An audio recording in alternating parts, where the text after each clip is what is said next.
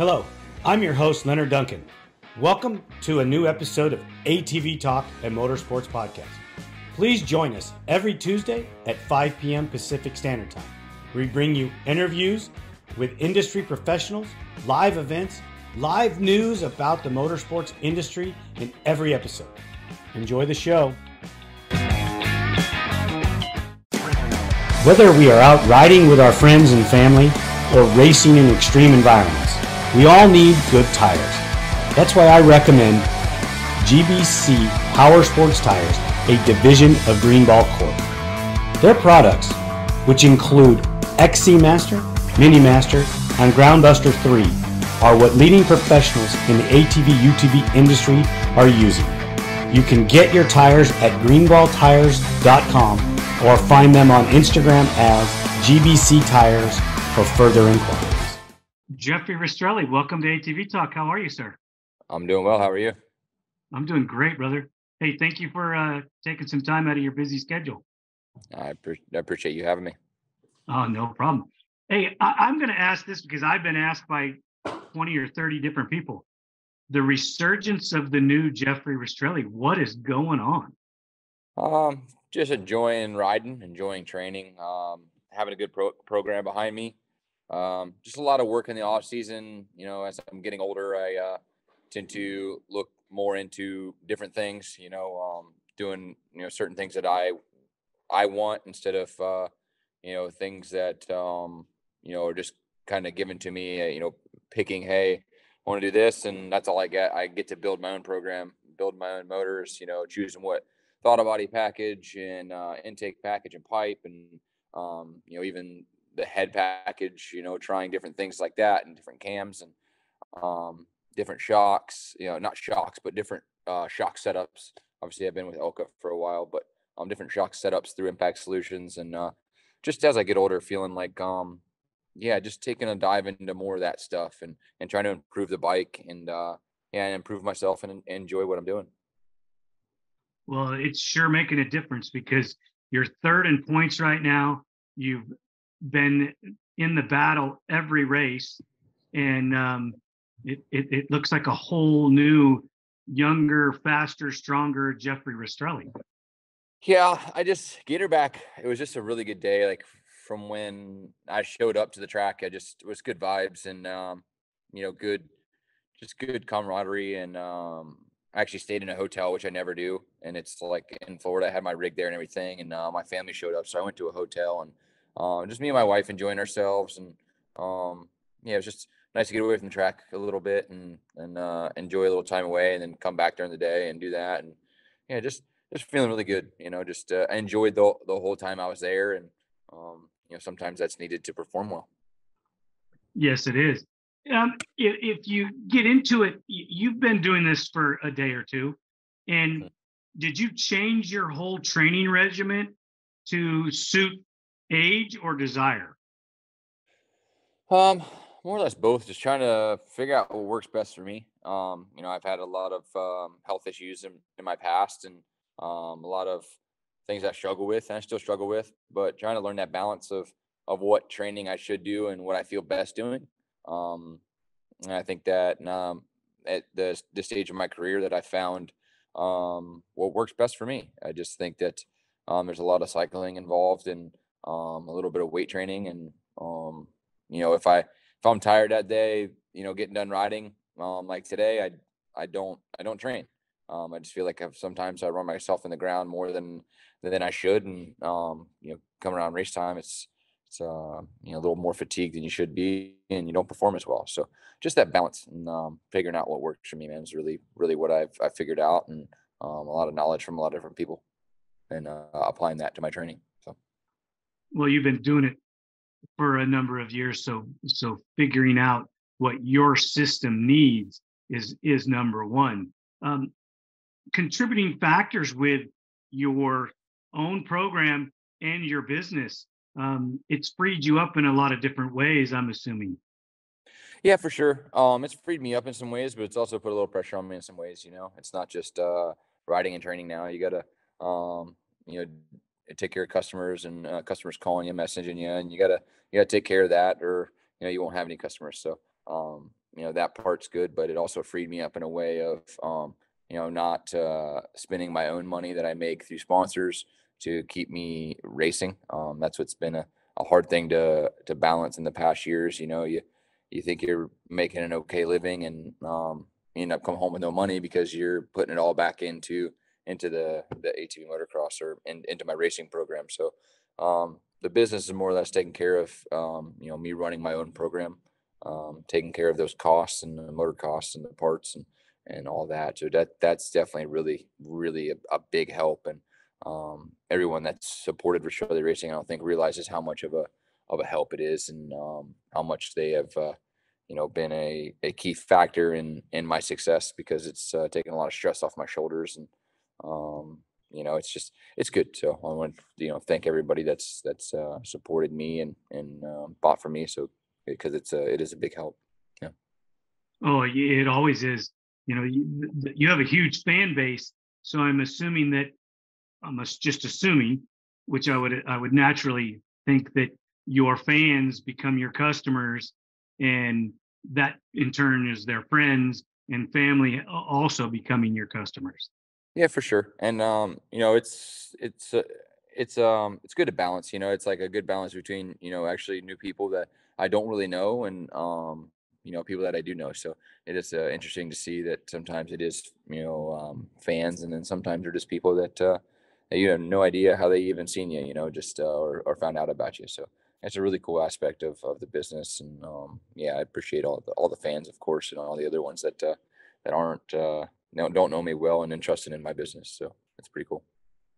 You have also gained a mental outlet with your business that you don't even realize. You're thinking about taking care of a customer or this job or that, instead of stressing over certain aspects of training or your race program that gives you a different mental outlet.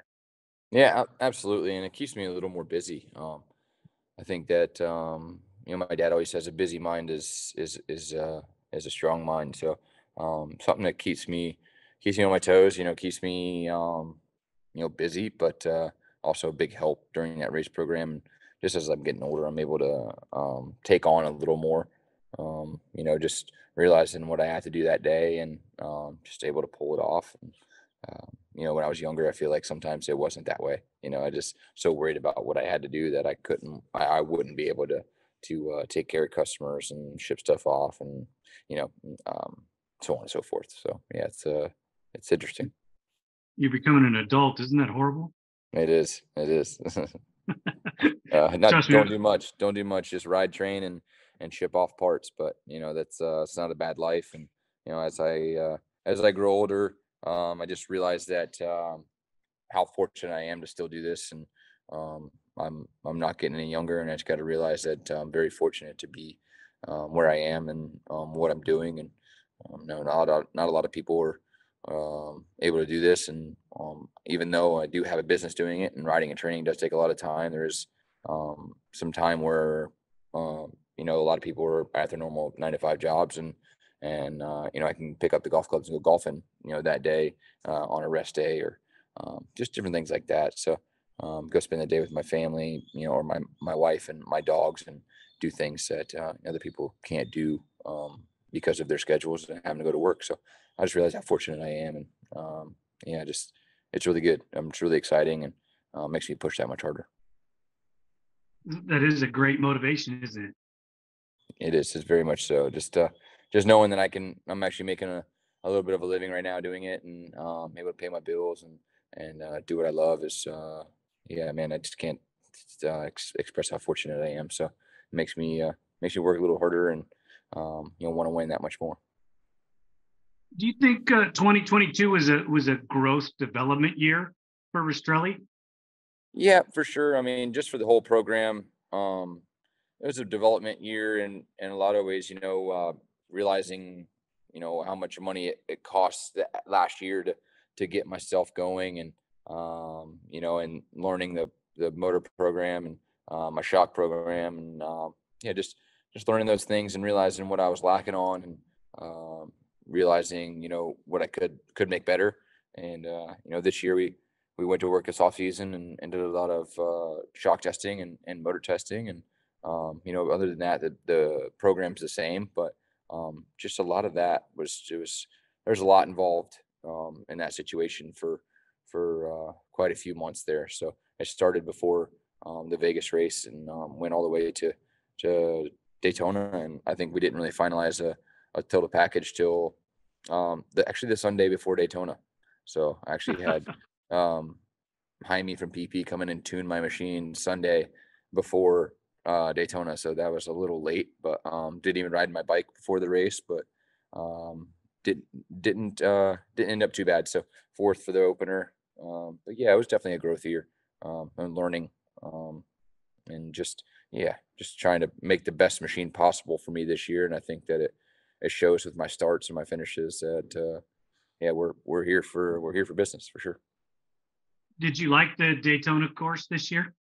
I did. The Daytona was good. Yeah, it was a lot better than the previous year, just because of obviously there was no rain and no water on the track, and they didn't have to make it super one line. So it was really raceable, and I liked it a lot. It was a lot of fun. I struggled with arm pump a little bit, not prepared on how fast my machine was, to be honest. I was struggling with it out there, but that's I could have a different problem and be complaining about power. So it was ended up being a good race and a lot of fun. It's almost a good thing to complain that you have too much horsepower, right? Yeah, absolutely. And thanks to Williams Performance and the RP package that we got between Williams and RP, it's been a pleasure working with those guys and making a lot of power and a lot of usable power, and that's exciting for me because I felt like I was always I didn't really have control over what I was running, and between last year and Phoenix, and that's not bad mouthing anybody. It was just those people that I chose have packages, and sometimes they work for you and sometimes they don't. And I was able to do what I wanted to this year, and I think it shows how I'm riding, and hopefully it'll carry on through the rest of the year. Your decision making out on the track for putting yourself in better positions, is that a form of the package build that you've done along with the maturity gain? Yeah, for sure. The package is really good. Good usable power, good torque. That I felt like I struggled with a little bit last year. Didn't have the torque that I had this year, and just my whole shots have been really good this year. I concentrated on that a lot a couple weeks prior to the race, because I know when you start up front, it's a lot easier on you. And look what could have happened at Gainesville or at Gatorback if I didn't get a good start. I could have been in that pileup with Joel easily. I could have been taken out by his machine or something of that sort. So just getting good starts is obviously key to my finishes this year, and that becomes with just practice and a good package for sure. How was Gatorback? I mean, overall, your result was really well in Gatorback, but the facility itself and the way the course was laid out, how did you like it? I absolutely love the track, honestly. There's obviously people that will disagree, on, liking the track or something like that, but that goes with every track. The track was awesome. I think it was high speed, but the jumps were relatively had safe landings. It wasn't anything where it was one particular jump that was KOing people. I think that the racetrack was good. There was a lot of option lines, good passing, just a flat out good racetrack. I know that on Saturday it was a little bit slick because we had that light drizzle all day, so that made it a little bit difficult. But that was, I think, a good move on the track's part by not, tilling it up and disking it up just in case it did pour and make it a mud hole, and made it to where we were still able to race. So I give props to them, and I definitely hope we go back. I think that it's a really good racetrack and has a lot more potential for a lot of good racing in the future. Did you talk to any of the riders that had unfortunate incidents there by chance? Like I spoke with, Chad, just texted him, see how he was how he was doing. And I've obviously talked to Joel. Joel's one of my best friends. But that's whole shot. That's the racing, that stuff happens. I reached out to Zach Decker. I know he's, obviously in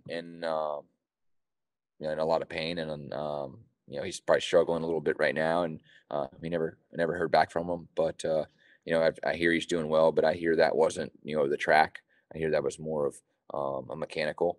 And then, you know, the other guys, I think, you know, they were just racing incidents. I think it could have happened anywhere. It just so happened to kind of be there. You know, I think it's unfortunate because you know, there's been, you know, bad stuff happen in the past there.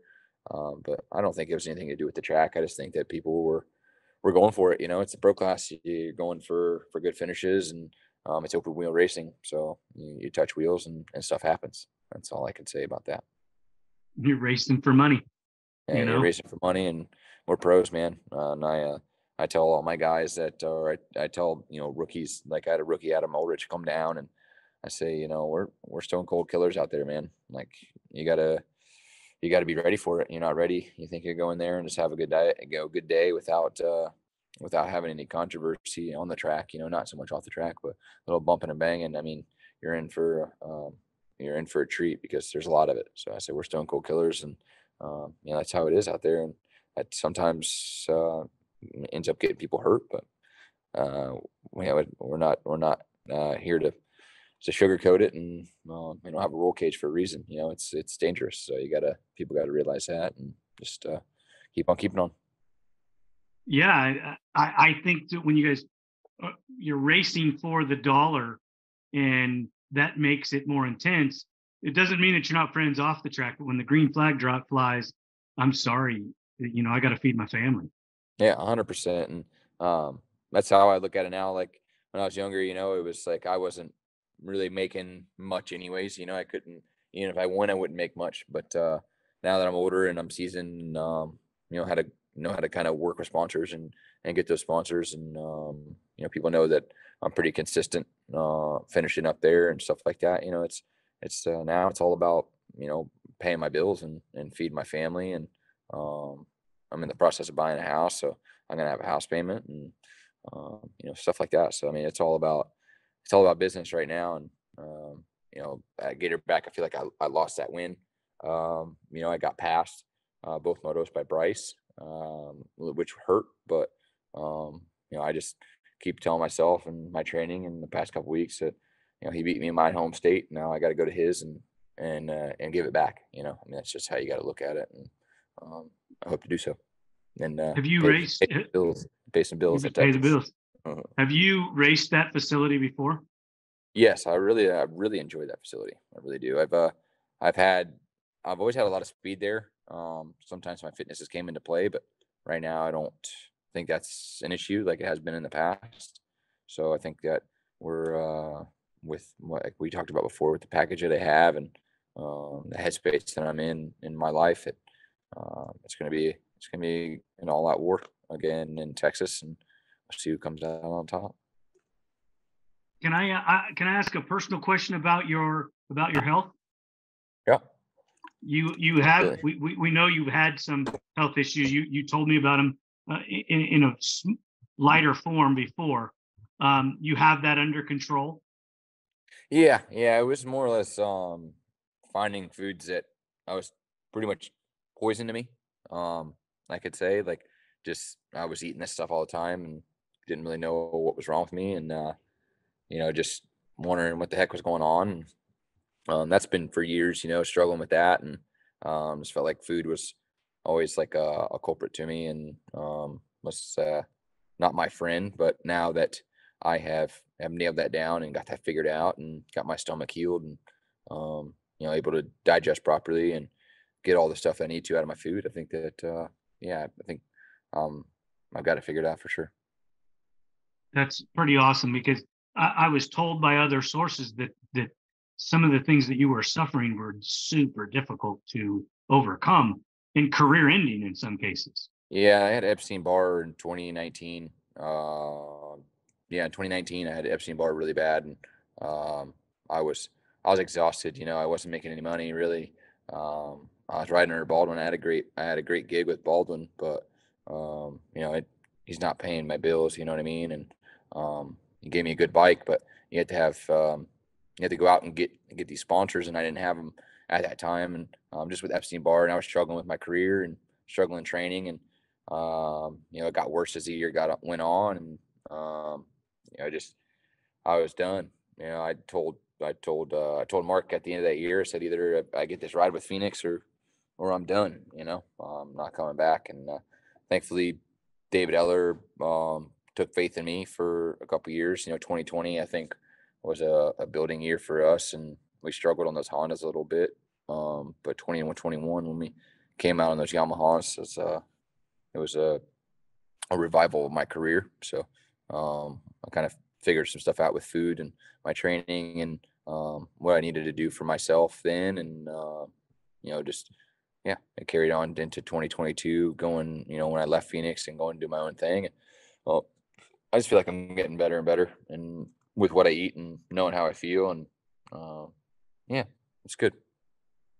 That's good to hear. I mean, because you do have fan base. My son is a huge fan of yours, and he likes to watch and he doesn't get involved as much as he used to, but he gets a little bit from me, and then he does a little bit of research on his own. So he is That's a awesome. fan, and just always asked if I had talked to you, and the fact that I told him I was talking to you today, he was super excited and wanted to listen in, but unfortunately there's no way to make that happen. Tell him I appreciate it. Thanks so much. I'm sure he'll love the fact that I brought it up. So going into Texas, you're 60 points, you're 7 points out of the lead. You have Joel Hetrick in between you and Bryce Ford. The way you've been finishing and the way you've been riding, you're setting yourself up to be a title contender. And that you haven't been there for a few years, and you've never been there with this mindset, to my knowledge. No, I know that in 2019, I had at the beginning of that season, I was feeling all right before I got sick, that I had a chance to take over the lead at, I think it was Ironman. I think it was actually round 3 or something like that. I was able to take over the red plate, a possibility to take over the red plate. And I was really close to do so. I actually almost passed Chad in the mud moto, and my bike started running a little crappy. And I ended up not getting that, and not getting the points lead. And I was in second. And then throughout the year, it didn't end up working out. But there's been one other time where I was there, and this time I don't plan on letting that slip through my fingers. I let it slip through my fingers at Gatorback. I think I could have been either tied with, for say, if Joel finished how he finished, or heck, I could have been the points leader, or tied with him if things went how it went, and if I didn't get passed by Bryce and went 1-2 or 1-1 or whatever would have happened that day, I think it could have been the points leader. And that hurt. I took a couple days to get over that one.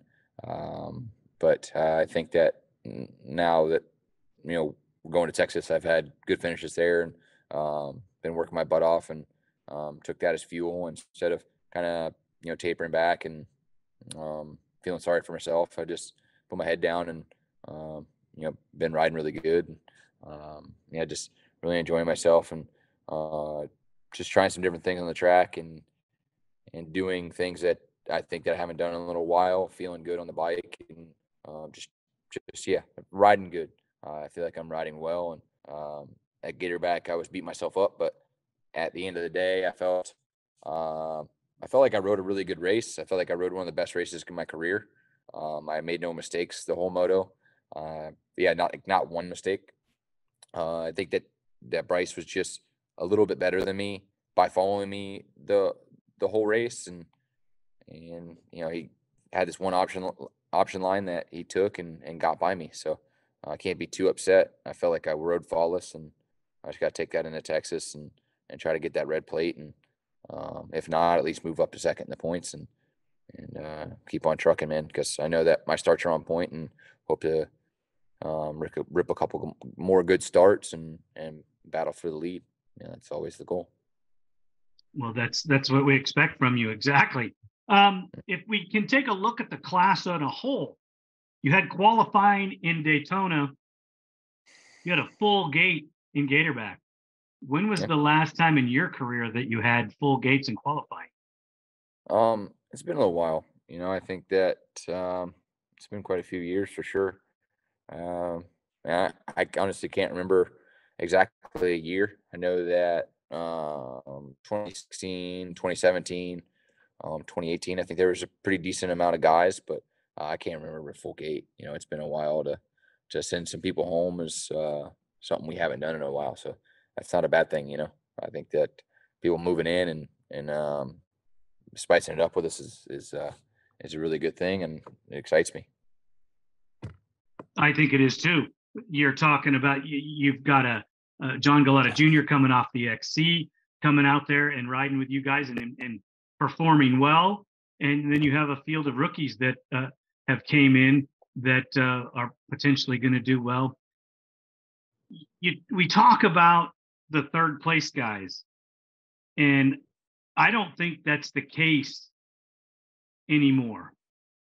I know Joel's fast. I know Chad's fast, but you and Bryce and a few others have emerged to battle for those 1-2 spots. Is that the way that you're calculating it?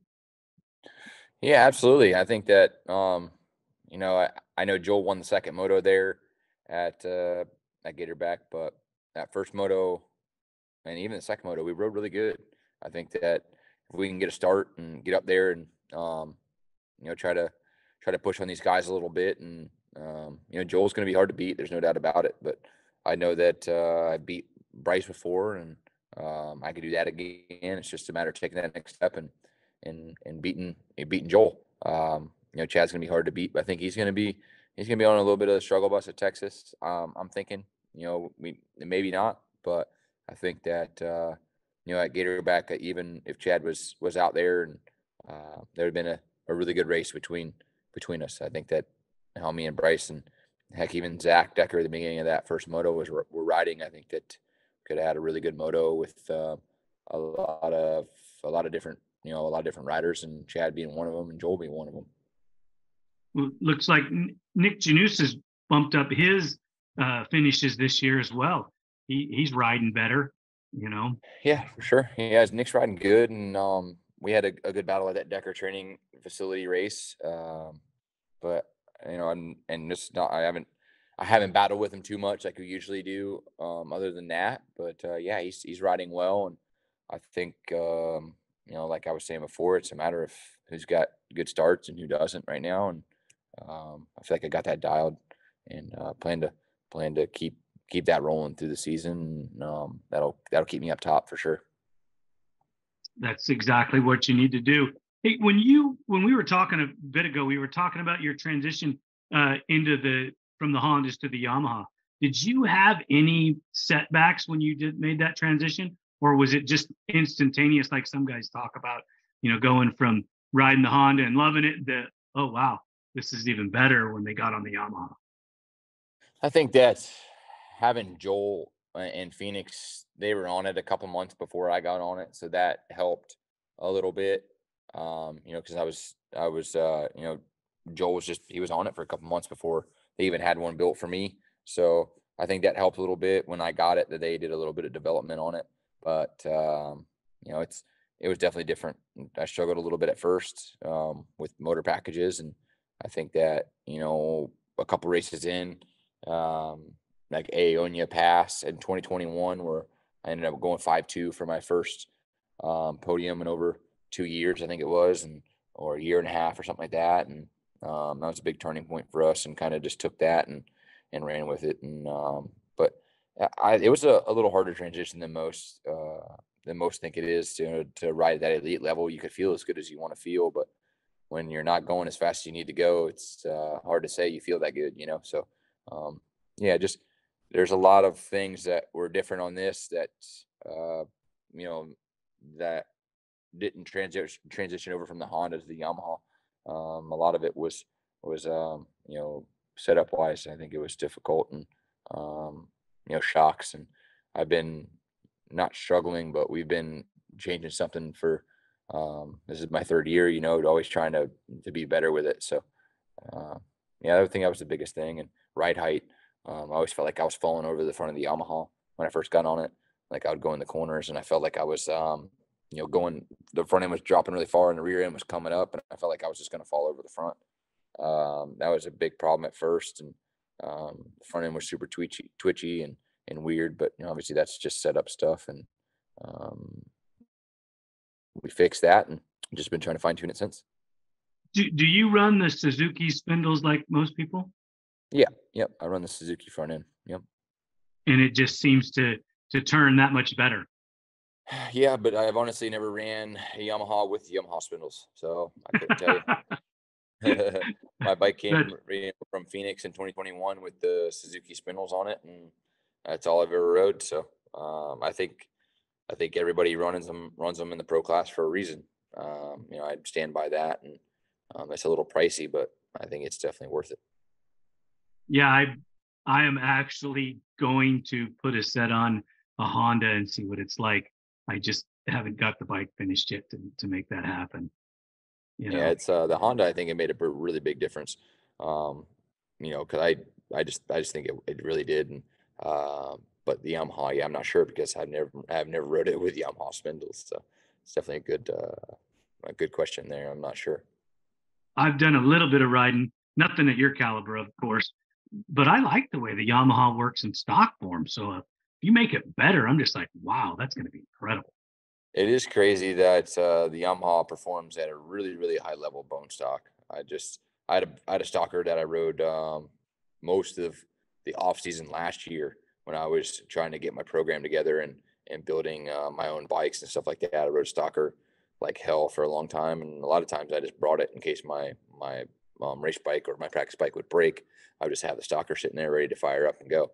I would do things on that thing that people would be like, how are you doing that on a stock machine? And I was like, I don't know. It works good. You don't need all that fancy stuff. If you don't want it, you don't need it. It helps. Don't get me wrong. But that stock machine will do some damage for sure. Do you miss the pro stock class? I never ran it. Really? So I never got to experience it. I never had the opportunity. And if I did, it was going to cost me, my own money. I bought my stalker after that year and was going to maybe run some last year, but they got rid of it. So I think it'd have been fun. It looked fun, but I never got a chance to race it. So you think if they brought it back, it'd be something that you'd participate in? I think so. Yeah, I think I would. Now that I'm a little more established and excuse me, have all my bikes, and I have a few of them now, and I think that putting a stalker out there would just be a good time. How about as far as developmental for your pro sport guys and your pro-am guys getting to race stalkers against the pros, like Max Lindquist came from that era? Do you think that would be a help in the developmental program for that? I think so, but I don't know, man. I think it was good just for people to get in and not spend a buttload of money. But the classes, the pro stock was just the best one because I think that people saw that it was a good time and they had stalkers that they practiced and they feel like they should race it. But like for the ones lower than that, like the B stock or whatever it was, and those classes didn't really take off. And we thought that was the whole plan with the pro stock to kind of show these people, hey, this is what we can do on these things. And well, not me, but this is what some of us can do on these things. And you guys can just go buy a stock one and put some Nerf bars on it and a steering stabilizer and go rip. And it never really took off. So I think maybe it would help the developmental stage, but I think that the pro sport class and pro-am classes are good for that. And then, pro-am can run pro and get their feet wet against us, and see how they stack up for the next year. But I think that pro stock was definitely good for that. But at the same time, I think pro-am is good for that as well. Even though that they are allowed to run hybrids, which do not translate into the pro class? Yeah, I think that if you're going to pro-am, I think that you should run a production bike. That's just my thoughts. I feel like when you go to transfer over to the pro class and you got to ride a production machine, it changes the whole game. And I think that a lot of people struggle with it when they have to go to that. They have to go from let's say a Walsh hybrid or JB hybrid to a production bike, it's a struggle because you don't know what to expect, and you're just jumping in there with your eyes closed, I feel like. So I would definitely, if I were a Pro-Am rider, I'd be riding a production bike to get comfortable on that and develop the bike that I'm going to race in the pro class. What do you think if they were to change the rule and allow hybrids into the pro class? Well, I think then a lot of us would probably be on hybrids because those those dirt bike motors are no joke.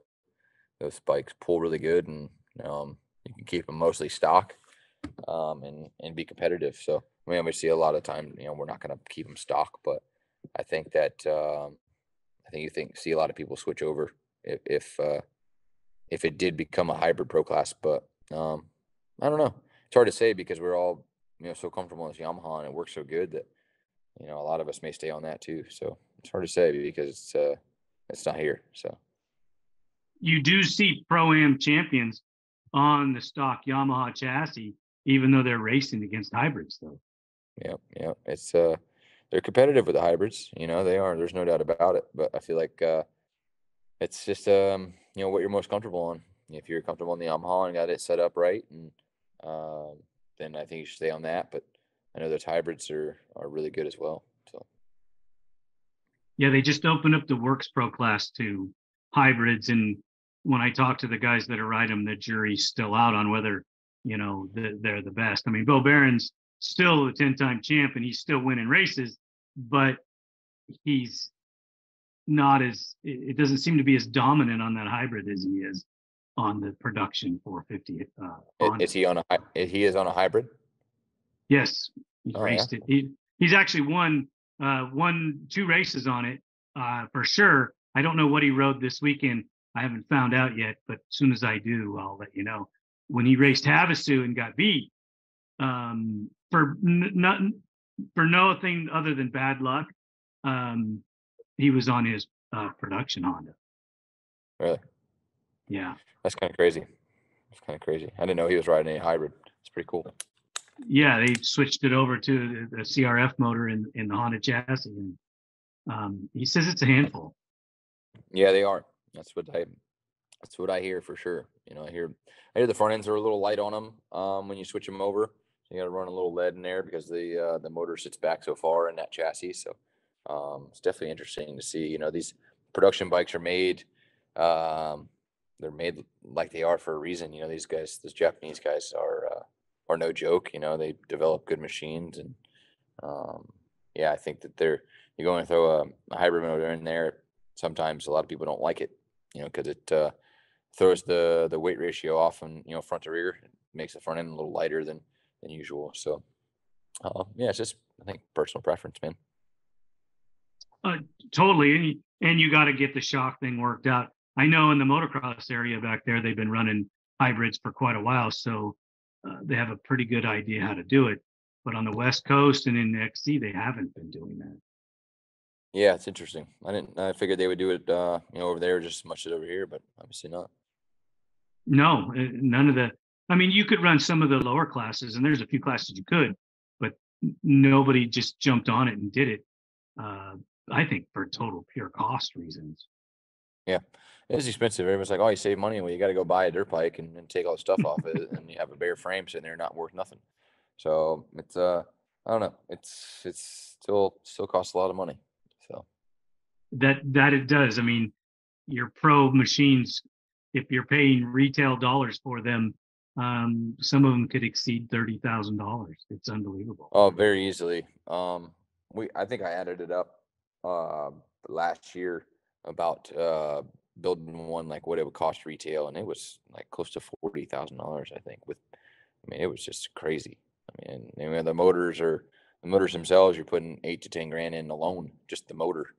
Yep. So to be up at that level, and let alone all the other parts on it, because the only thing we use is the frame and the case, or frame and the motor. It's stock. So you got to buy a lot of stuff, and a lot of it's expensive. We all know that. Exactly. Do you run any titanium? Because I know a lot of the guys are concerned about weight, and if you're not wanting to give secrets away, I understand. No, I run titanium bolts. I run titanium bolts, and I run titanium rocket titanium motor mounts that he made for me, and the lug nuts and stuff like that. But yeah, I think other than that, I don't run any other titanium, just that in particular.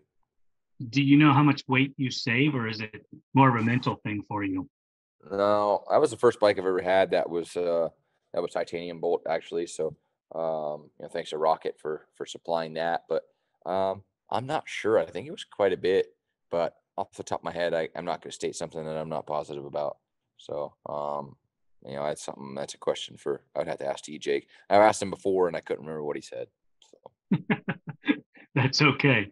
That's okay. Mm-hmm. You have a full-time mechanic on staff, or do you do everything yourself? Yeah, you're staring at the full-time mechanic right here. So yeah, everything's pretty much done by me. I mean, at the races I had my motor builder Chris Williams, and I had my old buddy Mark Mattel that I used to race against. He was my mechanic the first 2 rounds, and he helped me a lot. But going to Texas, it's me and Pops. He's gonna be my mechanic, and we're just gonna do our thing ourselves. And but yeah, at home I do all my wrenching on my practice bike, and yeah, it's not on the it's not affordable at that rate. You know what I mean? I just with if I brought in more customers like bike work, I think that maybe I could hire somebody and they could take care of my stuff and his stuff, and people's stuff. But I don't necessarily have that because I don't want to take it on, because then I have to hire somebody, and then it becomes a whole nother deal. So yeah, if I made enough money to do it, I would hire somebody. But yeah, I don't make enough money to hire somebody, unfortunately. So it's all me. And you do all the driving to and from and everything. Sometimes, but my parents still go. My parents are still they still participate at every race. They're still there. So sometimes my parents fly and sometimes they drive. Like we're all driving to Texas, my family.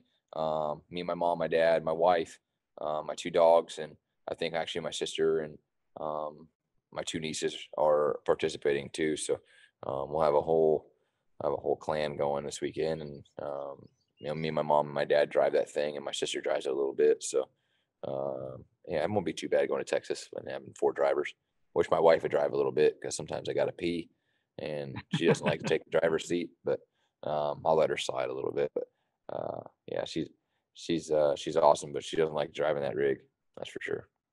Well, it's big, It's a big unit. Yeah, it's about 90 foot total, 85 or 90 foot total. So, I mean, it's a monster. There's no doubt. But if you get in the driver's seat, you realize that it's no problem. It's like driving a car when you got to go straight. You know what I mean? I'll just put 65 and go. You don't have to go crazy fast. Like unlike me, like I like to rip 75, 80 in that thing like a madman. But that's my racing nature. Well, yeah, when you want to be the first one at the scene of the crime. Exactly. Or I'm going to create the scene of the crime with how fast I'm driving. Right. So if there's going to be one, it's going to be total loss, right? Yeah, it's not going to be good. Not going to be good. But yeah, still a family thing, man. Just just me and my wife and my mom and dad, and I got family that supports me, but it's just all us. They're all in. My parents are still all in for me, and yeah, it's a really good environment, and good to have those people behind me and still support me. I'm going to turn 30 in May, so doing this for this long and having that support group for that long, and still keeping me going is really cool. I can't thank them enough for that, and still living my dream with my parents' support. So, well, think about it this way: you're 30, and you got some of the guys have retired into their 40s. Bo Barron on the West Coast is a 10-time pro, and he's 42. And yep. Doug Gust retired when he was in his 40s. Chad Wienen's still racing; he's 38.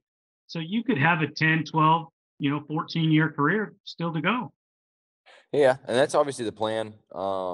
With a lot of injuries prior to, like 2020, I had a really bad get off, and then even all the years previous to that, I had a lot of bad wrecks and a lot of things that took me out of championship hunts, and things that I always had to find myself crawling back, into shape, and always struggling with injuries. And now in the latter part of my career, I've tend to minimize those mistakes, take a little extra time on my machines, make sure that they're 100% so they don't cause me to, wreck, and take me out. And just using my head.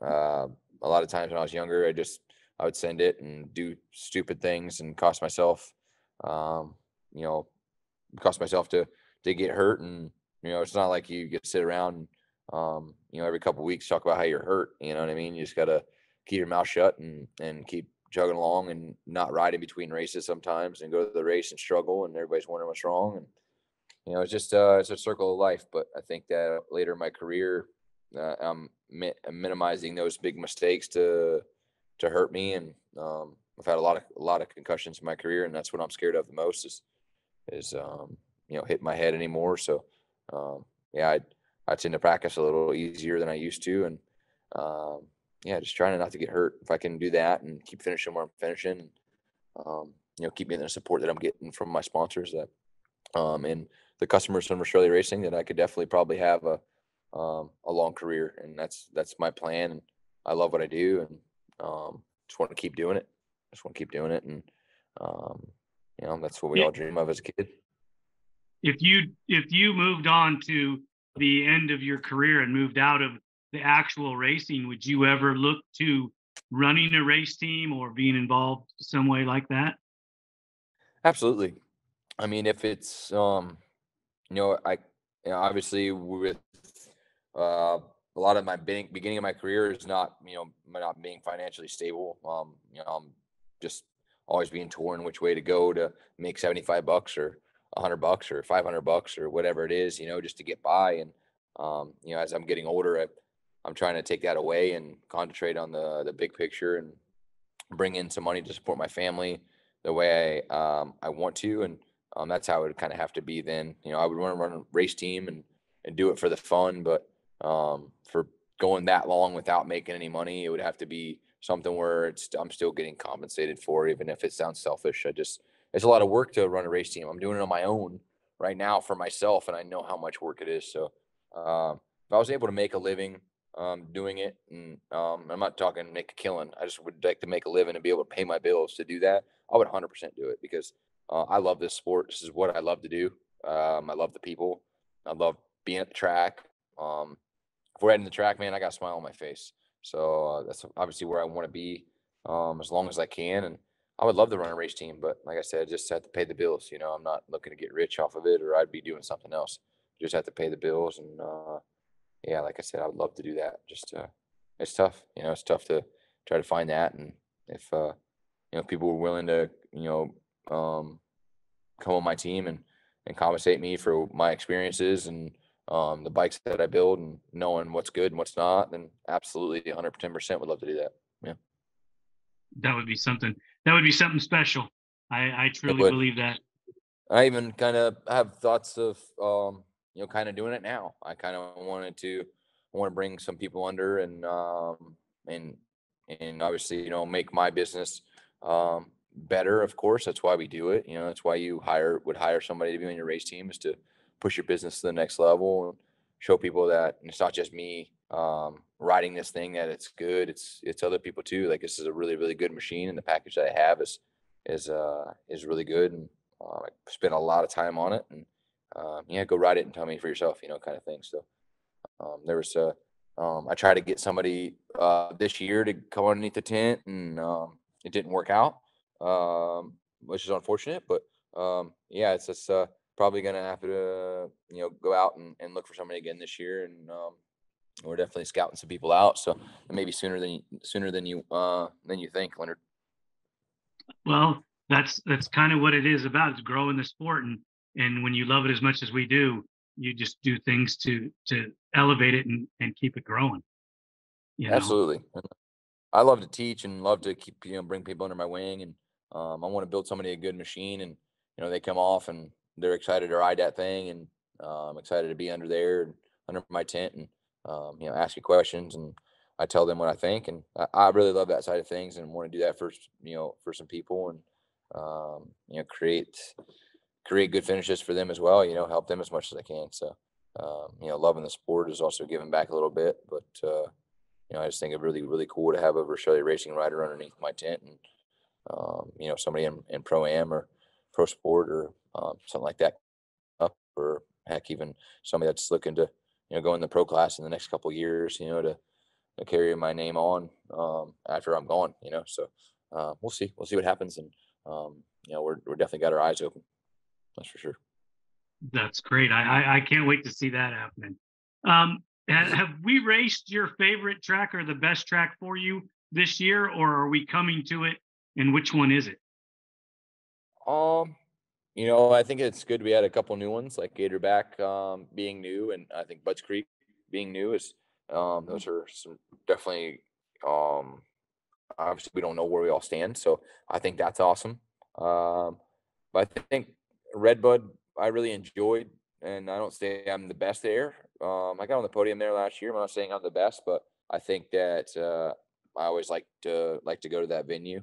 I was pretty good at Unadilla in my career, but man, this year I don't know. I'm just gonna kind of I don't have a track that I'm necessarily the best at. I just got to go there, go to each one, and prepare myself the best to go to each one of those and ride a certain terrain and just go to those tracks and give it all I got. So I'm not sure of exactly what track would be my best. I know that the harder packed, slicker tracks, believe it or not, are my forte, even though I grew up in Florida. But I'm also good in the sand. So I think that I'm really looking forward to Butts Creek, since we haven't been there in a long time. To get a fresh start on that and see how we do. But I don't know. I'm not sure on that. Well, as long as you're having a good time and having a great season, that's all that matters. As always, Jeffrey, I want to extend the invitation to you. You're more than welcome to come back and talk to me anytime. We'd love to have you. I know the fans love to hear from you. And like I said, my son Danny really enjoys the fact that I got to talk to you, and he's loving the fact that you're kicking ass this year. I appreciate that very much, and I appreciate you having me on here. And sorry it took me a little while, just been a little swamped. So thanks for bearing with me, and we'll talk soon for sure. The team here at ATV-TALK would love your feedback. Please email us at hello@atvtalkpodcast.com. If you're in need of a consultation for your current racing program, a custom ATV, or an industry guest speaker, I have the company for you. Duncan Technologies International, Inc. offers host, MC, and guest speaking services at events. Builds custom ATVs for recreational riding or racing around the world. And they offer consulting services for professional teams or individual racers. Send inquiries to duncantechinternational@gmail.com or call 619-716-1532 for more information. Thank you for listening. We hope you enjoyed this episode. If you did, don't forget to share us with your family and friends. The podcast is available on all streaming platforms, and you can find us on social media as ATV Talk Podcast. We're on Instagram, Facebook, TikTok, YouTube, Rumble, and Twitter